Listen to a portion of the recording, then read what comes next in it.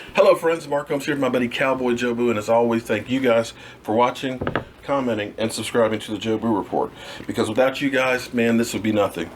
By now, I know you've all heard that Joe Boo, well, he had a little accident. He's overworked, and his arm literally fell off. So we took him to the hospital. They said there's nothing that they can do for him, so we're going to try and do something and help him out and get him back ready for tomorrow's game. So don't worry, guys. I've got it handled. But before I go do some work on Joe Boo here and we do this major operation, an arm transplant, I want to talk about the Green Bay Packers and how the Dallas Cowboys beat them. And, you know, I always try and look at the numbers and all that. Everybody's just going through and talking about how hot Aaron Rodgers is and blah, blah, blah, blah.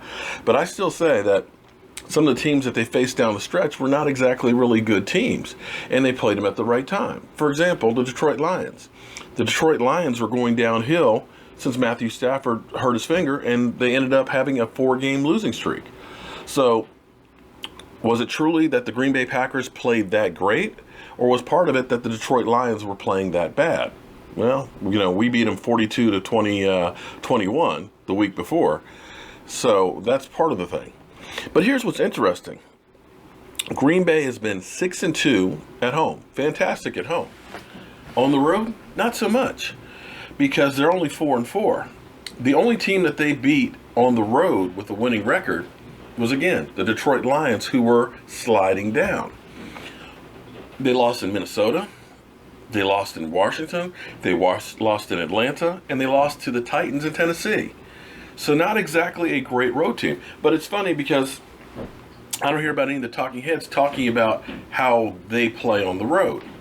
So that's one thing that's going to be going against them, because I believe the Dallas Cowboy fans, because it's been so long since we've been this good, I think the Dallas Cowboy Stadium is going to be rocking and rolling, and it's up to you guys to make it a hostile environment for those Packers.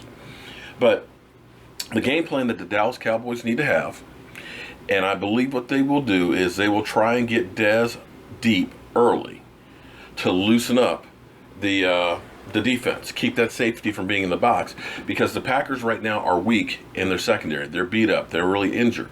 And if they're able to do that, that's going to keep 7 men in the box, and the game is literally over, because we will be able to just run and control the clock and keep Aaron Rodgers off the field. Now, the Packers are definitely going to be hurt with Jordy Nelson not there, because that's one of Aaron Rodgers' main targets. He's going to be gone. I mean, 80% completion rate between those two, which is phenomenal. Also, Montgomery, their tight end. You know, tight end is a position that we've given up a lot of yards to. He's going to be beat up, and we're not sure what his status will be as well.